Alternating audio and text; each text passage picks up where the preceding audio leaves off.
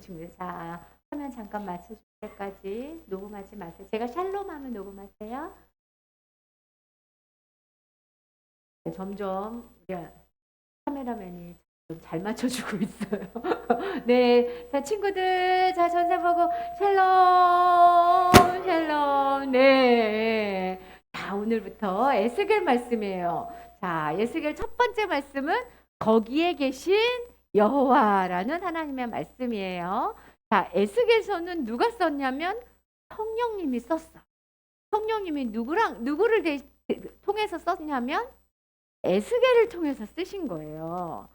성령님은 우리를 통해서 일하시는데 성경을 쓸 때는 특별히 강하게 일하셔.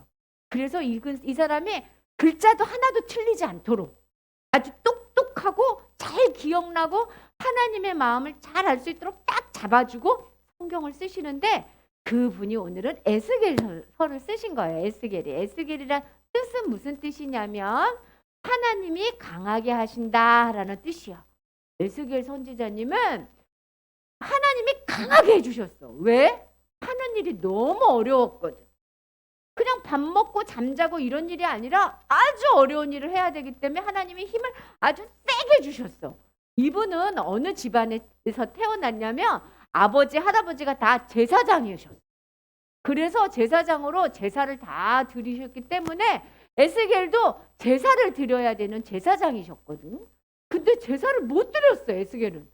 왜 못 드렸냐면 예루살렘의 성전에서 살아야 되는데 예루살렘 성전에서 못 살고 여호야긴 왕이 바벨론 포로로 끌려올 때 바벨론으로 끌려왔거든. 그래서 어디서 살았냐면 바벨론에서 산 거야. 제사는 하나도 못 드리고. 그렇지만 에스겔은 늘 무슨 생각을 했냐면 나는 부시의 아들이야. 아버지를 기억했어. 우리 아버지와 나는 제사장이야. 나는 에스겔이야. 에스겔이란 뜻이 뭐라고? 하나님이 나를 강하게 해주셔. 이거를 안 잊어버린 거야. 특히 무엇을 안 잊어버렸냐면요. 제사장이다. 이걸 똑바로 생각하고 살았어. 이거는 이런 거야. 나는 예수님 믿는 어린이야. 우리 엄마 아빠도 다 예수님 믿어. 나는 하나님이 불러서 예수님 믿는 어린이야. 이걸 잊어버리지 않았다는 거야. 우리 친구들 예수 믿는 어린이라는 생각 잊지 않고 살죠? 제사장이라고 잊지 않고 살았어. 이분이 어디서 살았다고? 성전에서 못 살고 포로로 끌려가서 바벨론에서 살았는데 바벨론 어디서 있었냐면 그발 강가에서 있었어. 왜 강에서 살지? 왜냐면 노예로 끌려갔으니까 하는 일이 제사장으로서 제사를 드리는 게 아니라 노예는 무슨 일 하겠어요? 노동을 하는 거야. 노동. 아침부터 일어나서 저녁까지 공부도 하나도 못해. 예배도 못 드려. 계속 일만 해. 아이고 힘들어, 아이고 힘들어, 아이고 힘들어. 계속 일만 하는 거야. 여기 끌려온 사람들이. 그러니까 이 사람들은 일만 끝나고 잠깐 쉬는 시간만 되면 뭐라 그랬냐면 강가에 앉아서 하나님 우리를 다시 우리 고향으로 돌려보내주세요 하고 노래도 하고 시편도 외우고 하나님 저희 예루살렘으로 돌아가고 싶어요. 하나님이 힘이 없어서 바벨론 신한테 우리를 빼앗긴 거예요? 하나님 우리는 왜 바벨론에 와서 살아야 되는데요? 하나님 우리 고향에 가게 해주세요. 어떤 사람은 엄마 아빠한테 가게 해주세요. 어떤 사람은 우리 애들 보고 싶어요. 이렇게 하면서 그발 강가에서 울며 있을 때 하나님께서 그발 강가에 내려오신 거예요. 친구들 있잖아. 하나님이 내려온 적이 있었어. 하나님 내려온 적이 언제 있었지? 하나님이 하늘에 계시다가 땅에 내려왔을 때 번개가 막 치고 무슨 산이었는데? 그렇지. 시내산 내려왔을 때 우장창창하고 내려오셨지. 그때처럼 하나님이 내려오셨는데 시내산에서는 구름에 가지고 높은 데 계셔서 못 봤는데 이번에는 강가에 내려오시는데 하나님이 자기를 딱 보여주시는 거야. 누구 눈에? 에스겔에. 어떻게 내려오셨는지 잘 봐요. 전사님이 성경에 써있는 대로 그림을 찾아서 하니까 에스겔이 그발 강가에 있는데 갑자기 우르릉쾅 하면서 구름이 오면서 막 커다란 게 빛이 반짝반짝 하면서 내려와서 에스겔의 눈이 당신 저게 뭐지? 하고 봤어. 처음에는 하나님인지도 몰랐지. 전사님 자세히 보여줄게. 이렇게 생긴 거야. 4가지 천사처럼 날개가 달린 4 생물. 살아있는 동물도 아니고 식물도 아닌데 움직이니까 생물이거든. 움직이는데 네인데 동서남북 이렇게 있는 거야. 네 개가. 네 개가 내 동서남북에 있으면서 그 위에는 파란색 하늘 같은 파란색 해물 같은 상자가 있고 그 위에는 의자가 있고 그 위에는 무지개가 이렇게 있는 거야. 저걸 한 번도 본 적이 없어서 에스겔은 누군지도 모르고 눈을 크게 뜨고 자세히 봤어요. 그래서 오늘 우리 에스겔 1장에 써 있는 거예요. 자세히 보면 어떤 거냐면 천사는 날개가 4개였어. 네 명의 천사는 날개가 4개였는데 날개 2개는 쫙 펴고 또 날개 2개는 발을 가리고 발은 소 같고 근데 이 생물은 머리가 4개야. 얘는 머리가 몇 개예요? 1개죠. 근데 얘는 여기에도 있고 머리가 여기에도 있고 여기에도 있고 여기에도 있어. 소처럼 생겼고 하나는 독수리처럼 생겼고 막 어이구 본 적이 없어. 그러니까 이게 천사인지 뭔지 우리도 잘 몰라. 그런데 이렇게 4마리가 이렇게 있는데 그 옆에는 바퀴가 있는 거예요. 바퀴가 우리는 이렇게 생겼지. 근데 바퀴 안에 바퀴가 또 이렇게 생겨서 천사 얼굴처럼 동서남북으로 있어 바퀴가. 그래가지고 어디로 가요? 그러면 우리 자동차는 이렇게 갔다가 뒤로 갑시다 그러면 어떻게? 뒤로 이렇게 가? 뒤로 가려면 이렇게 유턴을 하지. 근데 얘는 바퀴가 동서남북에 있어서 이렇게 갔다 이렇게 갔다 이렇게 갔다 이렇게 갔다 마음대로 가. 막 동서남북으로. 이 마음대로 가는데 자기 마음대로 안 가고 누구 마음대로 가실까? 보좌 위에 계신 분이 오른쪽 착, 왼쪽 착, 하나님의 말씀대로만 움직이는 거예요. 와, 그럼 보좌에 계신 분이 누구지? 하고 자세히 보니까 밑에는 구름처럼 궁창이 있고 그 위에 의자처럼 앉아 계셨는데 뒤에는 무지개빛으로 광채가 번쩍번쩍 나는데 에스겔이 그때 딱 깨달았어. 하나님이시구나. 하나님의 영광이구나. 얼마나 놀랐는지 하나님을 본 사람들은 깜짝 놀라겠죠. 그리고 어떤 마음이 드는 줄 알아요? 두려운 마음이 들어. 그래서 천사만 봐도 다니엘이 어떻게 했지? 천사만 봐도 엎드렸잖아. 에스겔도 하고 엎드려가지고 하나님 놀래가지고 놀랍고 두렵고 하나님이시다 이러고 있는 거야. 그러고 나서 하나님께서 에스겔한테 하나님의 말씀을 펼쳐주는 게 2장부터 내용이야. 그러면 에스겔한테 이런 모습으로 왜 오셨을까? 사람들이 그랬거든. 하나님이 바벨론에 자기 백성을 빼앗긴 거는 힘이 없어서야. 이상하다. 하나님은 예루살렘 성전에 계셔서 어떤 신도 우리 예루살렘을 이길 수가 없다 그랬는데 왜 성전에 계신 하나님이 졌지? 사람들이 하나님은 어디에만 계시다고 생각했냐면 성전에만 있다고 생각한 거야. 그래서 하나님이 아니야. 나는 바벨론에도 올 수 있다. 그래서 성전에 계신 하나님이 아니라 하늘에서부터 내려오시는 하나님을 보여주신 거야. 어디에도 계세요? 바벨론에도. 친구들, 교회 예배 시간에만 하나님이 계시는 게 아니야. 어디에도 계시다 그랬어? 내가 있는 어느 곳에든지 하나님이 계신 거야. 우리를 보고 계셔. 그걸 자꾸 잊어버리게 해, 천사는. 아니, 사단은. 전사님 오늘 정신이 없다. 사단은 그걸 잊어버리게 해. 그런데 기억해야 돼. 하나님은 우리가 있는 곳 어디에든지 있다. 그리고 하나님은 어떤 분이시냐면 하나님의 영으로 이 세상 모든 것을 오른쪽, 왼쪽, 앞으로, 뒤로. 그래서 우리 친구들 뭘 잘못했을 때 아유 내가 너무 잘못했다 이렇게만 생각하지 마.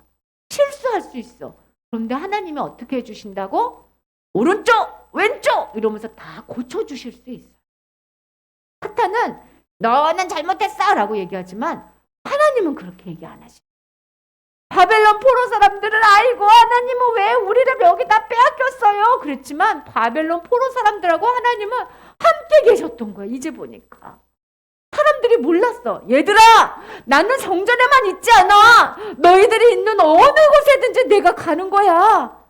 내가 힘이 없어서 빼앗긴 게 아니야. 친구들 이거 한번 읽어보세요. 시작. 이거 언제 본 적 있어요? 이거 전사님 설교 한번 해줬는데 다니엘서에. 다니엘서에서 이렇게 써있다 그랬지? 하나님이 힘이 없어서 뺏긴 게 아니라 어떻게 했다고? 하나님의 손으로 바벨론한테 보내신 거라고. 내 백성을 바벨론으로 붙이신 거라고. 아니, 하나님이 왜 백성을 바벨론에게 줬을까요? 이래서야. 봐봐. 뭐예요?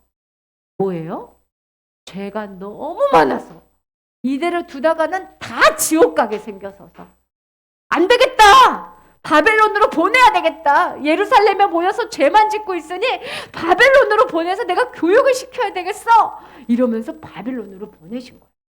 하나님은 우리가 죄를 지을 때 오래 참고 기다리세요. 돌아와. 제대로 해.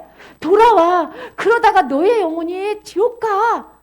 그렇지만 진짜로 안 될 때는 어떻게 할까?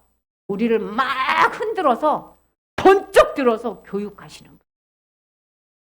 그래서 하나님이 바벨론으로 보내신 거예요. 그래서 이제부터 에스겔서는 뭐가 써있냐면 우리들이 어떤 죄를 졌는 줄 알아요? 바벨론에 올 때 어떤 죄를 져서 바벨론으로 왔는 줄 알아요? 이런 죄 하고 죄를 계속 얘기해 주는 이야기가 뒤에 나오는 이야기예요. 우리 친구들, 하나님이 힘이 없어서 뺏겼어요? 아니야. 하나님은 어디에 계세요? 어디에나 계셔. 하나님은 하나님 마음대로 이 땅을 다 다스리셔. 우리 친구들이 다음 교회 온 것도 누가 보낸 거예요? 하나님이 보내주시고. 우리 친구들한테 지금 엄마 아빠가 있는 것도 하나님이 하신 거야. 여기 엄마 아빠 봐봐. 누가 주셨어? 하나님이 주신 거야. 하나님이. 우리 마음대로 되는 것 같지만 사실은 하나님이 다 해주신 거예요. 그래서 마음을 놓이면 돼. 하나님이 다 잘해주신다.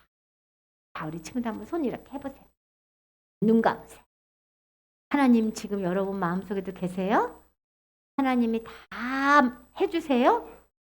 마음 편히 갖고 하나님께 기도할게요. 하나님, 어디서나 나의 하나님 되어주셔서 감사해요.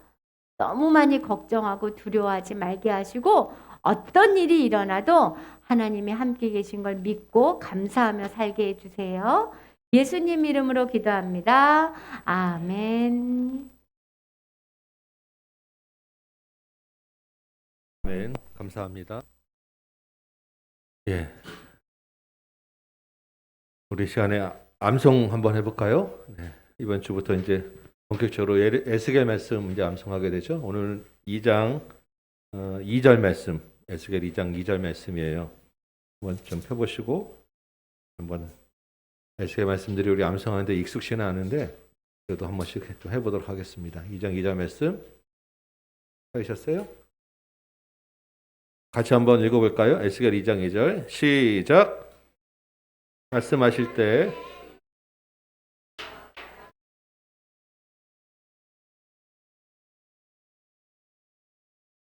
네, 다시 시작. 그가 내게 말씀하실 때 그 영이 내게 임하사 나를 일으켜 내 발로 세우시기로 내가 그 말씀하는 자의 소리를 들으니.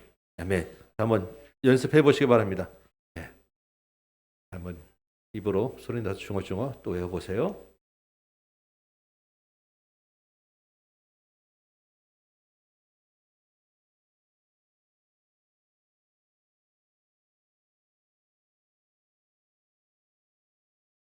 그가 내게 말씀하실 때 그 영이 내게 임하사 나를 일으켜 내 발로 세우시기로 내가 그 말씀하시는 자의 소리를 들으니.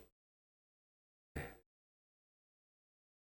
그가 내게 말씀하실 때 그 영이 내게 임하사 나를 일으켜 세우시기로 그 말씀하는 자의 소리를 들으니.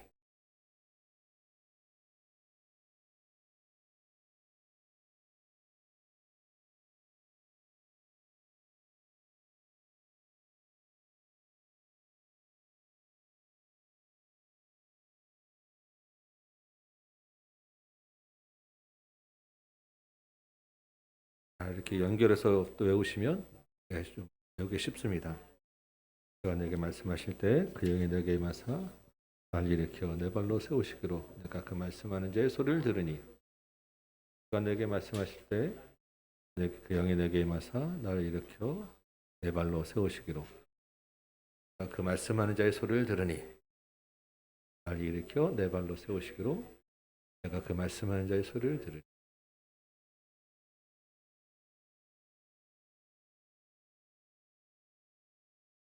자, 우리 같이 한번 해볼까요? 네. 자, 같이 한번 해봅니다. 시작. 그가 내게 말씀하실 때 그 영이 내게 임하사 나를 일으켜 내 발로 세우시기로 내가 그 말씀하는 자의 소리를 들으니. 네. 네 이렇게 많이 나오죠. 그거 잘 연결해 보세요. 다시 시작. 그가 내게 말씀하실 때 그 영이 내게 임하사 나를 일으켜 내 발로 세우시기로 내가 그 말씀하시는 자의 소리를 들으니. 네. 한 번 더. 시작. 그가 내게 말씀하실 때 내게 임하사 나를 일으켜 내 발로 세우시기로 내가 그 말씀하시는 자의 소리를 들으니. 네. 할 수 있으시겠어요? 네. 한번 일어서 보시겠습니다. 그러면 네. 에스겔 2장 2절 말씀.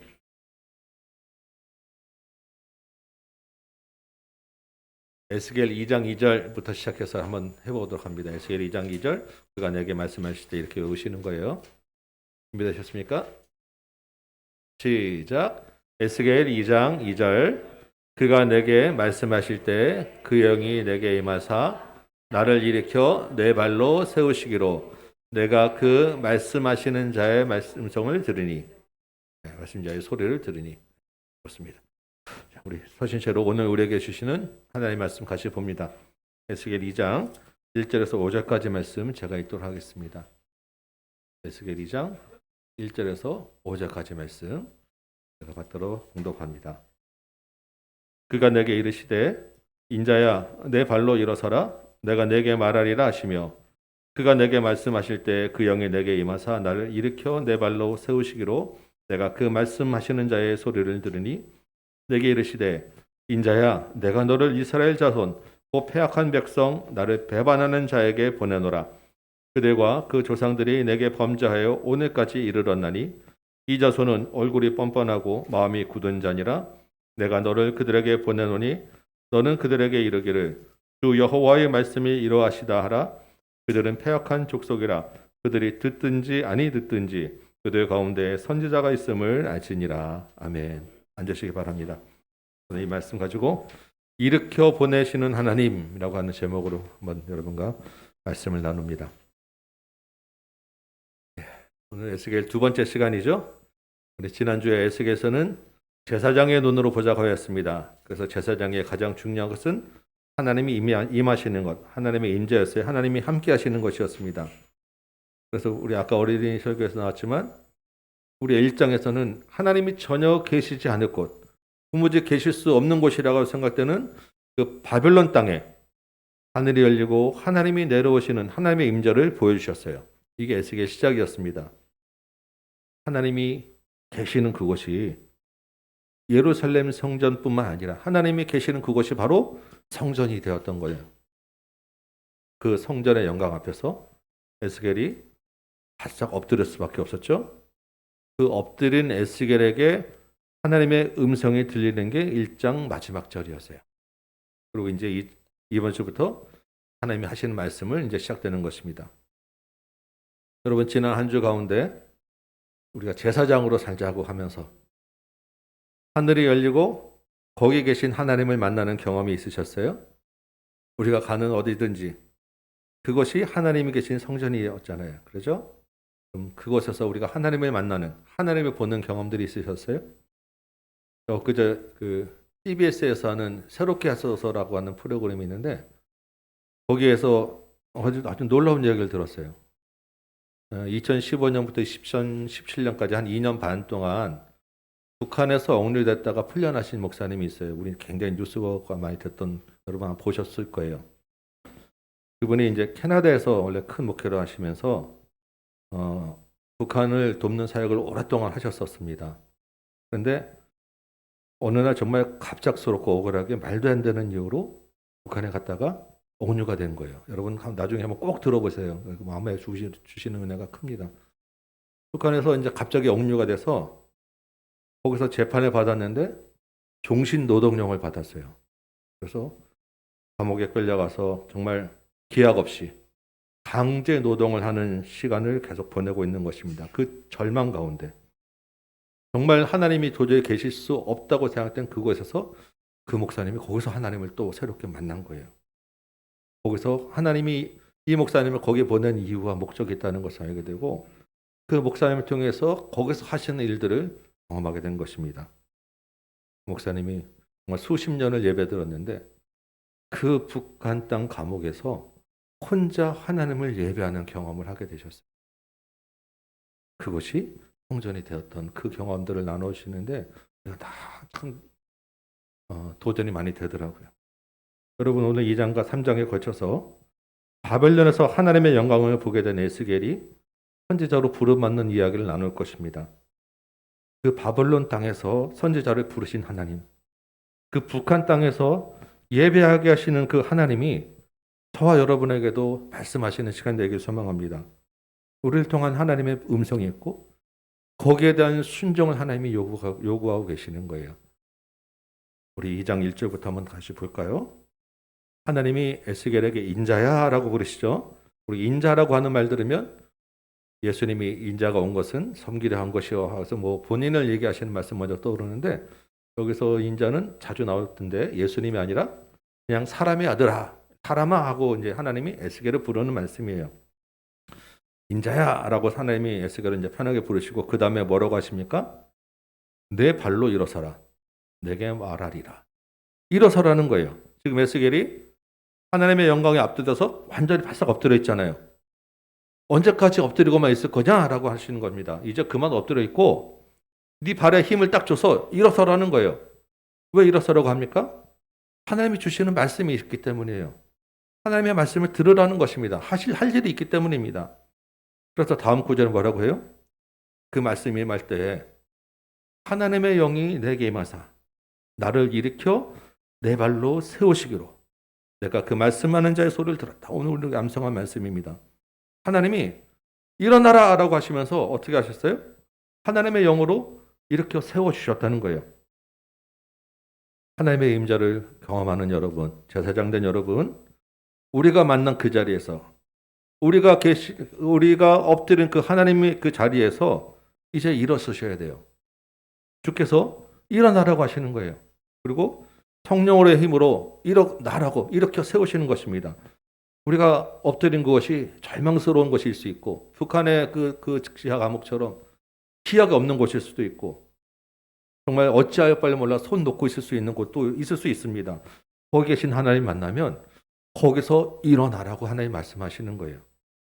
여러분 구약이나 신약에서나 하나님을 만나면 주님을 만나면 일어나라고 하는 말씀이 반드시 따라 붙습니다.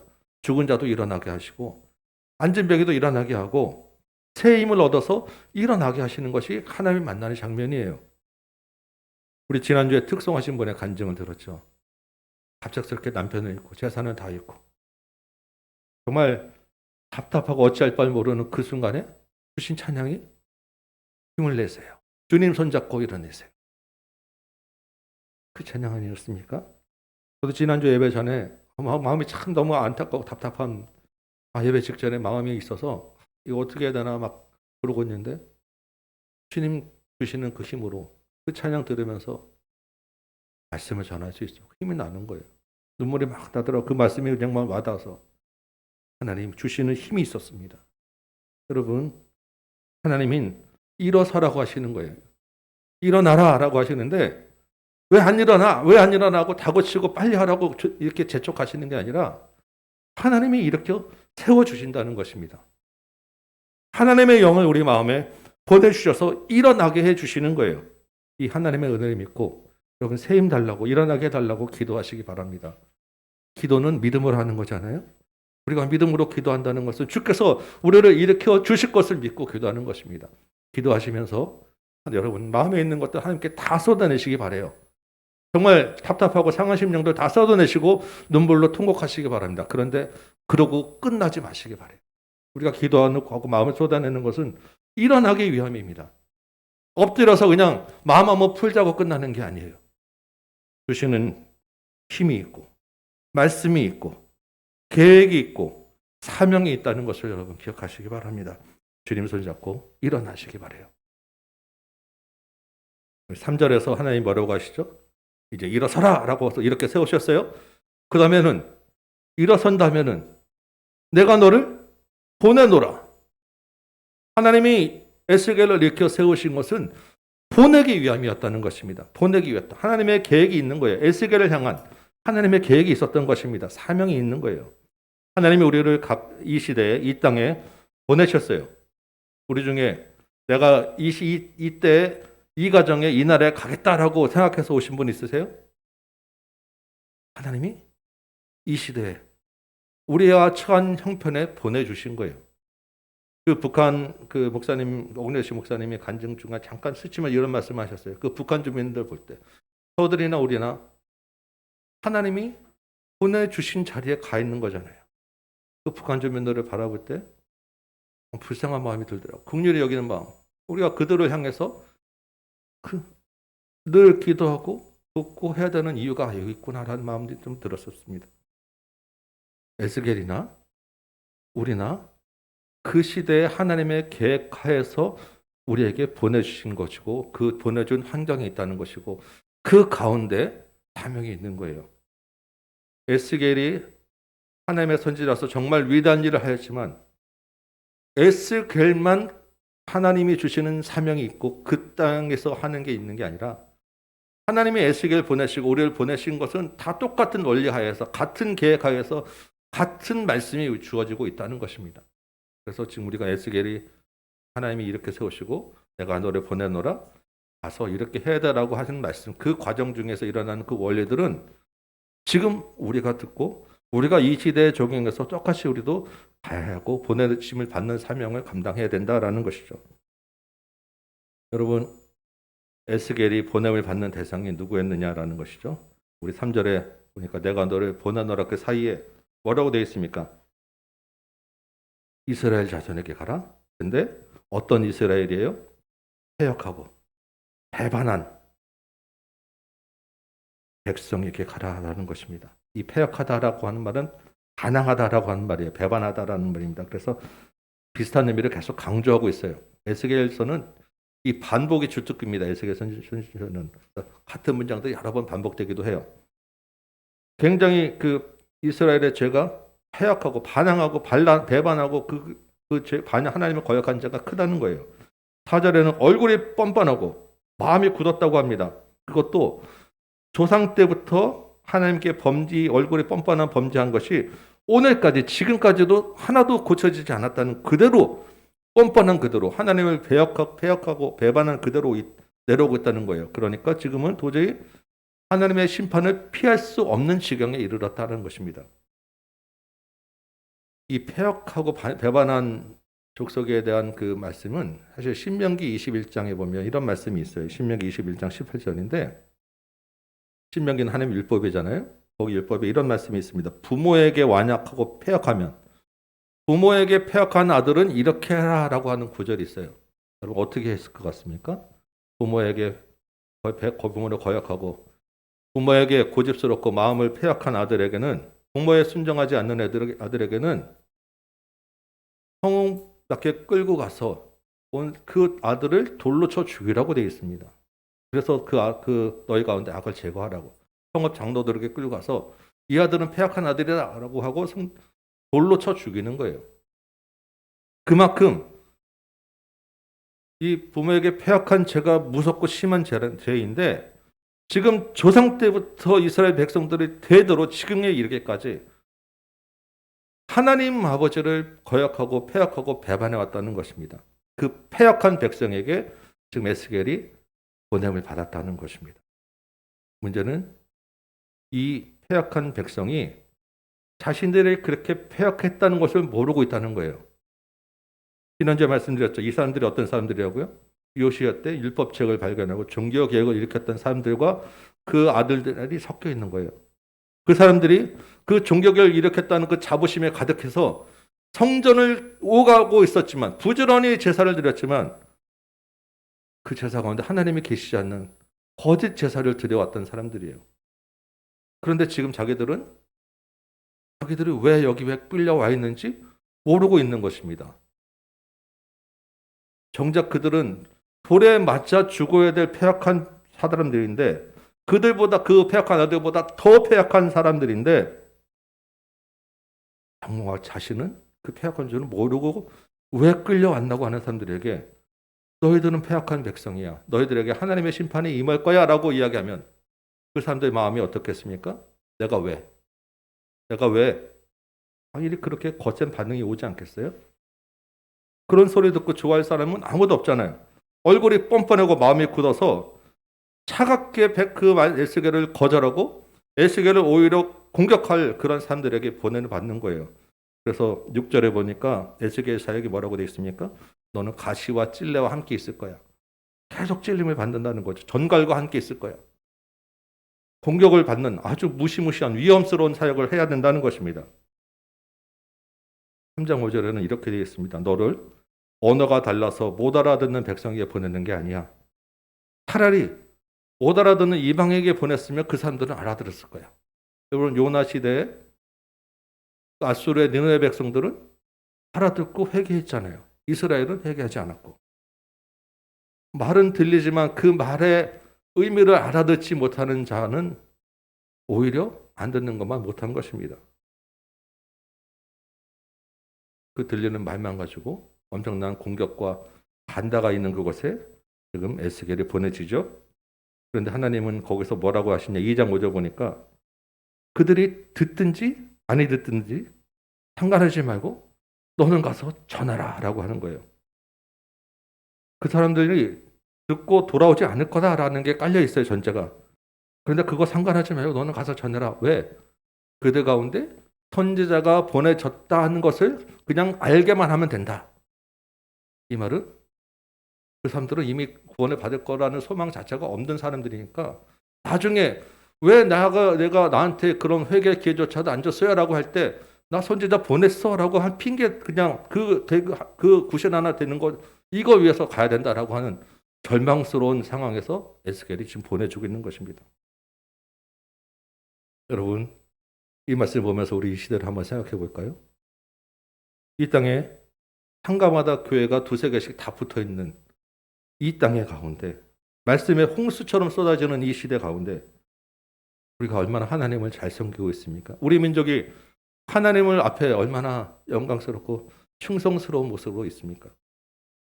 우리가 보기에도 민망할 정도로 하나님의 이름이 땅에 떨어져 있지 않습니까? 그 가운데 교회와 성도들이 하나님 앞에 정말 순종하고 바르게 살고 있습니까? 많은 성도들이 깨어 있으려고 애쓰고 기도하고 있습니다. 정말 그건 맞아요. 그렇지만 그럼에도 불구하고 우리가 여전히 보기에는 다수는 에스겔 시대의 이스라엘과 크게 다를 바 없는 종교적인 매너리즘 가운데서 종교 생활하고 있지는 않느냐는 것입니다. 그러니까 우리는 아니라고 차마 부인하기가 어렵지 않습니까? 그런 시대에 그런 그들에게 우리를 보내시는 거예요. 불에 맞아 죽어야 할 패역한 이 시대에 이 땅의 교회들과 이 세상에 얼굴이 굳고 뻔뻔한 백성들에게 좀 가라고 하는 것입니다. 여러분 세상이 우리말을 잘 듣겠습니까? 나는 믿노라고 하는 이 시대의 주의 교회들에게 이 메시지가 잘 전달되겠습니까? 솔직히 우리도 다른 사람이 당신 예수 잘 믿어야 돼. 그렇게 신앙생활 하면 안 돼 라고 하면 대놓고 못해도 속으로 어떤 생각이 들어요? 당신이나 잘하세요. 나 잘하고 있어요. 이런 마음 내가 안 되겠냐고요. 그런데 하나님의 말씀은 그들이 듣든지 아니 듣든지 하나님이 하시는 말씀 그대로 이 말만 전하라라고 지금 말씀하고 있는 것입니다. 왜? 그들에게 선지자가 있음을 알게 하기 위함이다라는 거예요. 이 땅의 심판은 정해져 있는데 이 땅의 심판 가운데서 나중에 핑계치 못하게 하기 위해서 너희는 가서 이 말만 전하라라고 우리에게 지금 주시고 있는 것입니다. 얼마나 절망스러운 상황이에요. 그런데 여러분 우리가 하나쯤 기억해야 될 것은 이 듣든지 아니 듣든지 이 말만 전하라 선지자가 있음을 알게 하게 합니다 라고 하는 게 그 안에 들어있는 하나님의 말씀이 마음이 어떤지 우리가 생각을 해봐야 된다는 것입니다. 여러분 보통 누구누구 너희가 무엇을 알리라라고 하는 이 하나님의 성경에 있는 대부분의 표현은 하나님을 알리라. 이렇게 하면 너희 그 가운데서 하나님 알리라라고 하는 하나님에 대한 표현으로 대부분 많이 쓰여져요. 바로 그 출애굽 시대도 그렇지 않습니까? 이 가운데서 하나님을 알게 될 거야. 하나님을 알게 될 거야. 근데 지금은 선지자가 있음을 알게 될 거야라고 이야기하고 있어요. 무슨 말이겠습니까? 듣든지 아니 듣든지 하나님의 말씀을 전하는 그 선지자에게 하나님의 영광의 그 자리를 허락해 주신다는 거예요. 그 말씀을 가지고 순종하는 자에게 하나님의 그 영광의 상급을 허락해 주신다는 것입니다. 이 말 안에 순종하는 하나님의 그 백성의 선지자에게 주시는 하나님의 위로와 상급이 있다는 말입니다. 그래서 우리가 그 말씀에 순종할 수 있는 거예요. 이 하나님의 상급을 바라보면서 우리가 갈 수 있다는 것입니다. 하나님의 영광의 자리에 요만큼 근처라도 가까이 가는 게 우리에게 얼마나 큰 영광이고 위로가 되느냐는 거예요. 또 한 가지 이 말씀 안에 실은 이런 마음이 들어있어요. 이게 정말 아주 냉소적인, 정말 도저히 얘네들은 버릴 거야 라고 하는 표현 같지만 그 안에 하나님의 정말 안타까운 심정이 들어있다는 것을 우리가 생각해야 됩니다. 이 말은 비록 국가적인 민족적인 심판을 피할 수 없다라는 거예요. 정해져 있습니다. 그런데 그 안에 선지자가 있음을 알게 하기 위함이다라는 것은 그 선지자를 통해서 그 국가적 민족적 심판 가운데서도 돌아올 한 사람이 있을 수 있다는 것입니다. 그 사람은 건져내야 되지 않겠니? 민족의 심판을 다 받지만 그 가운데서 이 선지자를 통해서 돌아올 수 있는 한 사람, 하나님께로 회개할 한 사람 있을 수 있다는 거예요. 예레미야 시대의 마지막 때도 그 가운데서 한 사람, 두 사람 건져낸 사람이 있었어요. 그들을 위해서 네가 좀 수고해 줘야 되지 않겠니? 그 시대는 다 멸할지라도 그 시대에 주어진 선지자의 말씀을 가지고 그 다음 세대는 하나님께로 돌아와야 되지 않겠니? 하나님의 회복과 하나님의 그 다시 구원의 역사가 있잖아요. 예레미야 시대, 에스겔 시대도 마찬가지로. 그때 그들이 무엇을 가지고 돌아오느냐? 그 시대에 주었던 이 선지자의 말씀, 네가 심는 이 말씀 가지고 다음 세대에 하나님의 구원의 역사를 일으켜야 되기 때문에 너가 지금 이 말씀을 심어야 된다라고 보내는 거예요. 하나님이 정말 너무나도 안타까운 그 마음이 이 안에 들어있는 것입니다. 우리가 그것을 읽고 하나님은 그냥 무서운 분이야. 나를 억지로 보내는 건 그게 아니. 정말 하나님의 그 마음이 들어있는 것입니다. 그래서 비록 지금은 힘들고 어렵더라도 하나님이 알아주시고 인정해 주신다라고 하는 그 소망을 가지고 우리가 나가야 될 것이고 그 가운데 있는 하나님의 안타까움과 다음 세대를 향한 구원의 메시지가 있기 때문에 우리가 나가야 된다는 것을 여러분 기억하시기 바라요. 우리가 한 가지 기억해야 될 것은 이 패역한 백성을 바라보는 그 우리의 그 시선입니다. 나는 괜찮고 여기는 패역했다가 아니라 그 패역한 무리 안에 나도 있다는 것을 여러분 먼저 기억하셔야 돼요. 하나님이 패역한 백성이라고 지칭하는 그 안에 나도 포함되어 있고 그래서 보냄을 받는 대상의 첫 번째 순위는 나라는 것. 내가 먼저 나에게 보냄을 받아야 된다는 것을 여러분 기억하시기 바랍니다.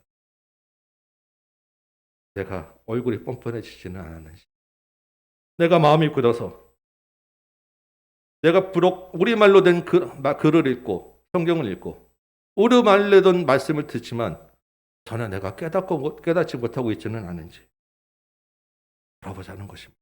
이게 먼저 선행돼야 돼요. 내 얼굴이 뻔뻔하고 상황에서 당신의 얼굴이 뻔뻔했다고 이야기하면 정말로 다른 사람이 너나 잘하세요 그렇고 끝날 겁니다. 패역한 자는 첫 번째 나라는 것 여러분 기억하시기 바라요. 이걸 돌아보기 위해서 우리가 묵상일기 한번 써보자고 하는 것입니다. 왜? 일상에 돌아갈 때는 그것을 깨닫고 돌아볼 여유가 없어요. 잠시 멈추고 내가 지금 하나님 앞에 있는지 하나님 말씀을 듣고 있는지 시간이 필요한 거예요. 그래서 예배 전에도 우리 10분 전에 일찍 나와서 회개와 감사를 한번 적어보자고 하는 것입니다. 그냥 급한 마음에 와서 앉았다가 그냥 지나가고 듣고 나가면 이것이 성전이다 하는 거짓말을 믿지 말라고 하는 그 사람들과 똑같이 다를 바가 없어집니다. 우리 마음을 하나님께로 좀 더 갈아내고 살아있게 하기 위해서 예배 전에 조금 먼저 나와서 한 주를 돌아보고 마음을 돌아봐서 회개하고 감사하고 적어보자고 하는 것입니다. 우리 안에 하나님이 계시고 하나님의 영이 우리 안에 있다면 깨닫게 해주실 거예요. 기억하게 하시고 다시 그 가운데서 일어나게 하실 것입니다. 그리고 우리의 사명이 있음을 기억하게 해주실 거예요. 여러분, 하나님 앞에 점점 가까이 나가는 저와 여러분 되시기 바라요. 이제 보내는 대상이 나왔죠. 여러분, 보낸다고 할 때 보내는 대상이 누구냐라고 하는 것 우리가 먼저 정확하게 인식해야 됩니다. 보내는 대상은 패역한 백성이었어요. 그 다음에 우리가 기억해야 될 것은 그러면 그들에게 전하는 내용이 뭐냐는 거죠. 가서 무엇을 하라고 하느냐, 이 콘텐츠를 알아야 되지 않겠습니까? 우리 2장 8절 말씀을 보면요, 이렇게 되어 있습니다. 하나님이 에스겔에게 입을 벌리고 두루마리 책을 하나 주시고 이걸 받아 먹으라고 하는 거예요. 그 두루마리에는 이미 앞뒤로 글이 빽빽하게 다 적혀 있습니다. 그 두루마리엔 누가 추가하거나 글을 수정할 수 없어요. 이미 다 적혀 있는 그 두루마리인데 그 내용은 뭐예요?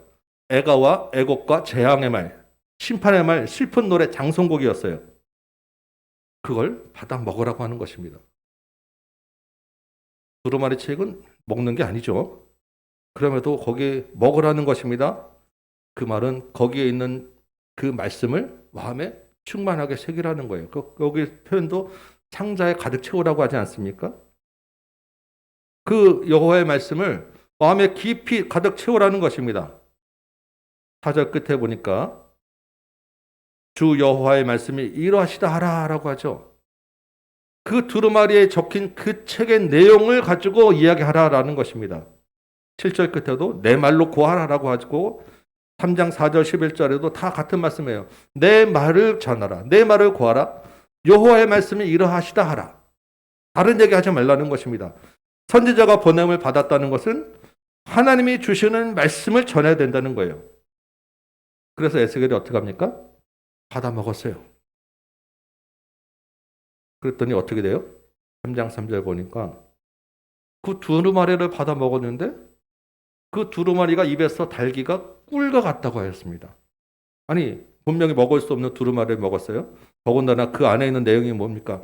애가와 애곡과 재앙의 슬픈 장성곡 심판의 말씀인데 그게 어떻게 달겠습니까? 차라리 썼다고 얘기를 해야지. 그런데 달았다는 거예요. 왜 달겠습니까? 여호와의 말씀이기 때문에 달았다는 것입니다. 그 여호와의 말씀은 그 심판의 현장은 온통 슬픔뿐이고 심판뿐이겠지만 그 안에 자비가 있고 회복이 있고 은혜가 있었기 때문에 아니겠습니까? 에스겔이 그 하나님의 말씀을 깨달았기 때문에 그 말씀을 먹으니까 그 안에 달았다는 거예요. 하나님의 은혜를 맛보게 되었다는 것입니다. 선지자는 하나님이 주시는 말씀을 전하는 거예요. 그 말씀의 내용이 무엇이든지 그 안에는 하나님의 은혜와 소망이 있기 때문에 그 말씀을 전하라고 하는 것입니다.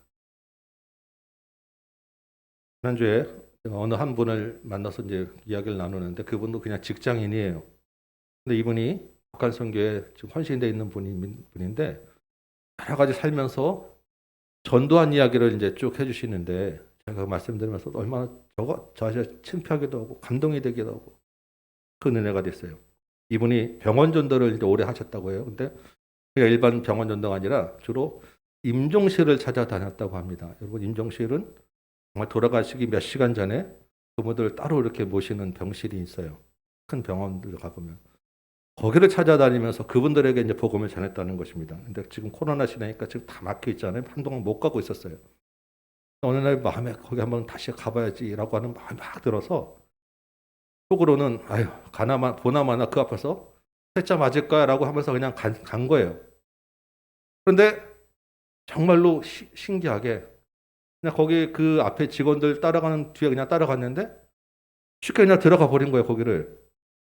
그래서 우리 사람들 너무 놀래가지고 어쨌든 간에 그냥 들어갔으니까 임종실 앞에 갔습니다. 근데 임종실 앞에 한 분이 계시는 거예요, 임종실 안에.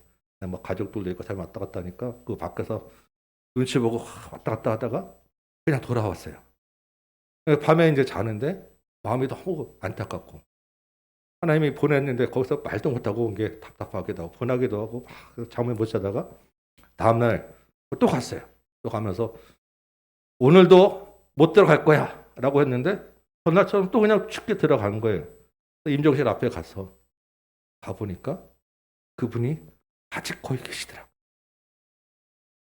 이거 어떻게 합니까? 그래서 그분이 용기를 내서 이번에는 반드시 전하리라 가서 그분에게 가서 복음 잠깐 전하고 돌아오셨어요. 그 얘기를 듣는데 하나님이 그 잠깐의 그 말씀을 듣게 하고자 그분을 임종실에 계신 분을 붙잡고 계셨구나. 그 마음이 확 와닿는 거예요.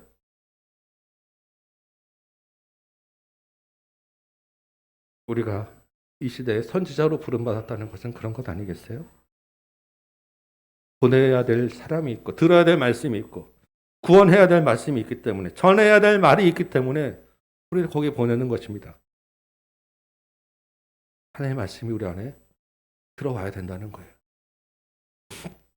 저도 매주 이제 설교 말씀 준비할 때 주중에 이제 본문을 여러 차례 읽고 여러 책들을 보면서 연구하고 그러면서 쭉 다니다가 이제 금요 기도회 때 말씀을 붙잡고 이렇게 막 기도를 하면 이 금요 기도회 때 주시는 그 은혜가 있어요. 그 말씀에 대해서. 그래서 저도 모르게 이제 그 막 설교할 말들이 막 그냥 막 기도로 막 나오는 때가 있어요. 그래서 한참 기도하면서 혼자 막 설교를 하는데 결국 하나님이 주시는 두루마리를 제가 받아 먹는 거죠. 그 시간에 받아 먹고 이제 그거 붙잡고 이제 토요일 날 이제 원고를 써야 되는데 제가 아직도 연약해가지고 딱 그 기도 끝나면 많이 잊어버려요 그거를. 그래서 다시 하려면 뭐지 막 해서 요만큼밖에 생각 안 나고 이제 그거 붙잡고 막 그냥 씨름하고 그래서 지난주 금요일 날 또 기도하는데 이거 에스겔 말씀이 어렵잖아요. 그래서 정말 이제 기도하는데 막 기도가 나오는 거예요. 그래서 제가 이번에는 기도를 막 중간에 멈추고 잊어버리지 말아야지. 그러고 쓰려고 그러니까 또 안 써져요. 그래서 또 조금 또 붙잡고 그러면서 제가 생각에 이제 이러면 안 되겠다. 기도를 처음부터 녹음해야지. 다음 주부터 한번 녹음을 해보려고 합니다. 여러분, 근데 그 엊그제 기도 가운데 조금 남아있는 그 마음 가운데 이런 마음이 제가 하나님께 주셨어요.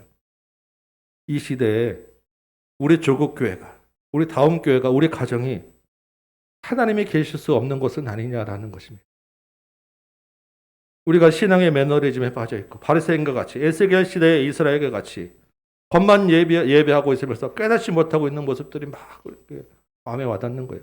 그것에 우리를 제사장으로 보내고 우리가 선지자로 보내고 그것에 우리가 서 있다라고 하는 마음이 많이 와닿았어요.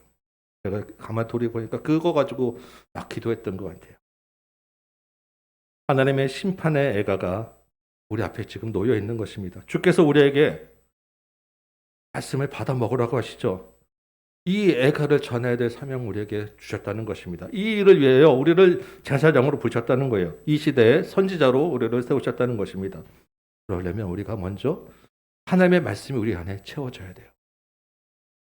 가서 전할 하나님의 말씀을 먹어야 하는 것입니다.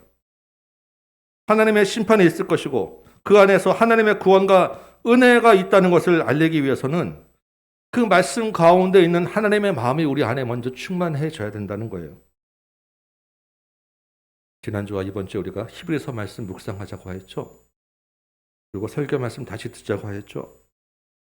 잊어버리고 자꾸 빠지니까 묵상을 읽게 쓰면서 우리 매일의 상번제를 하나님께 한번 들어보자라고 하는 것입니다. 많은 분들이 지금 참여해 주시고 읽고 계시고 이렇게 아멘하고 표시도 해주시고 계세요. 감사하고 쉽지는 않은데 그러니까 매일 못하더라도 그러니까 그게 이제 막 일로 부담으로 하면 안 되잖아요. 그렇지만 하나님 앞에 우리 말씀과 마음이 채워지는 시간들은 여러분 어떤 형태로든 가져보시기 바라요.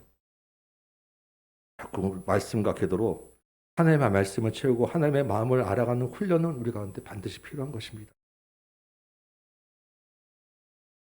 우리가 하나님이 우리를 이 땅에 보내실 때는 우리를 향한 보내는 그 대상이 있는 거고 보내는 내용도 있어요. 우리가 주께서 주신 말씀 가지고 가야 되죠. 그럼 이제 갈 때는 하나님이 주시는 거기에 대한 약속의 말씀이 있다는 걸 하나 더 기억하시고 가시기 바래요. 보내는 대상과 보내는 그 전할 말씀이 있는데 우리가 가야 될 때 그 가는 곳은 정말 험지고 위험하고 두려운 곳이잖아요. 그래서 하나님이 주신 약속은 두려워 말라라는 것입니다. 두려워 말라. 내가 너를 강하게 하겠다. 우리 2장 6절에 보니까 그들을 두려워하지 말고 그들의 말을 두려워하지 말라고 반복하십니다. 두려워할 수밖에 없는 상황이지만 3장 8절에 하나님이 에스겔의 얼굴과 이마를 굳게 너를 더 굳세게 해줄 거야. 금강석 같이 해줄 거야. 그러니까 두려워하지 마. 에스겔이 이미 강하게 계신다라고 말씀하셨잖아요. 하나님이 에스겔 너는 그 사람보다 너를 더 강하게 해줄 거야. 더 얼굴이 굳게 해줄 거야. 그러니까 가서 딱 같이 맞바닥 붙어라고 하는 것입니다. 백성들과 반역하는 그 패역한 백성들과 마주 볼 수 있게 해줄 테니까 무서워 말라고 하시는 것입니다. 여러분 에스겔의 메시지는 그 시대 포로 백성들에게 너희들은 결코 고향으로 들어가지 못할 거야 라고 하는 메시지입니다. 그들의 기대와 희망을 꺾어버리는 메시지예요. 그 이야기를 하려면 에스겔에게 큰 용기가 필요했을 것입니다. 히브리서 목사님의 메시지가 뭐였습니까? 닥친 고난을 두려워하지 말고 고난을 당하고 순교해라라고 하는 메시지죠. 차마 그게 말하기가 쉬운 말이겠습니까? 히브리서 목사님 또한 큰 마음 아픔과 용기와 결단이 필요한 것이었어요. 제가 최근에 지난주 이렇게 묵상일기에다가 잠깐 올린 글이 있습니다. 그 말씀을 생각하며 나라면 그렇게 할 수 있을까? 저는 잘 못하겠더라고요. 듣는 여러분들의 형편을 고려해야 되고 그 말 때문에 상처받으면 어떻게 해야 되지? 제가 최근에 그런 이야기를 해야 될 자리가 있었는데 차마 그렇게 직접적으로 못했어요. 마음이 참 그 생각이 막 들어가지고. 그런데 이 시대에 이 하나님의 심판이 조국 교회에 있다는 것, 하나님의 심판이 이 땅에 있다는 것을 외치려면 우리가 또 얼마나 많은 용기가 필요하겠습니까? 영적으로 눌려있는 사람들에게 당신은 영적으로 병들었어, 깨어있어야 돼 라고 이야기하는 것이 여러분 쉬운 일이 아니에요. 당신에게 예수가 필요해라고 하는, 당신은 죄인이야라고 하는 말은 정말 우리를 강한 힘이 결단을 필요로 하는 말입니다. 하나님이 약속해 주시잖아요. 두려워하지 마라. 너를 더 강하게 할 거야. 이 약속의 말씀이 없으면, 이 하나님이 함께하지 못하면 우리가 그 말씀을 못하는 것입니다. 내가 너와 함께할 거야. 하나님의 영이 너를 이렇게 세울 거야. 그러니까 너는 가서 이 말을 전해. 그 사람들이 듣든지 아니 듣든지 상관하지 말고 그 사람들이 어떤 반응이 오더라도 내가 너를 더 강하게 해줄 테니까 두려워하지 말고 전하라라고 하나님이 약속해 주시는 말씀입니다. 이 말씀 붙잡고 여러분 힘을 내시고 용기를 내시기 바랍니다. 이제 말씀을 맺겠습니다. 2600년 전에 패역한 백성에게 하나님이 에스겔을 보내셨어요. 이 시대에 저와 여러분을 또한 이 땅을 향해 보내고 계신 것입니다. 하나님의 번호를 받는 여러분, 절망 가운데서, 두려움 가운데서 일어나시기 바랍니다. 힘을 내시기 바라요. 엎드려 있지 마시기 바랍니다. 주께서 이렇게 세워 주실 것이고 일어선 우리에게 말씀을 주실 것입니다. 듣든지 아니 듣든지 그들의 반응과 관계없이 선지자가 있음을 알게 하기 위하여 우리는 가야 하는 것입니다. 주께서 그 가운데서 구원할 자를 구원하실 것이고 깨닫게 할 자를 깨닫게 하실 것이고 하나님의 구원 계획, 다음 세대를 향한 하나님의 사랑을 이어가실 것입니다. 두려움 가운데 하나님의 말씀을 힘입으시고 성령을 힘입으시기 바라요. 먼저 우리가 할 것은 말씀과 기도로 우리 안에 채우는 것입니다. 하나님 앞에 우리를 가지고 나가는 거예요. 이 한 주간도 하나님의 손에 이끌려 보냄받는 저와 여러분 되시기 바랍니다. 말씀과 기도로 하나님 앞에 충만해지는 저와 여러분 되시기 바랍니다. 예수의 영을 힘입어서 담대하게 하나님의 주시는 사명 감당하는 저와 여러분 되시기를 주님의 이름으로 축원합니다. 찬송 한 장하고 말씀 붙잡고 기도합시다. 540장 주의 음성을 내가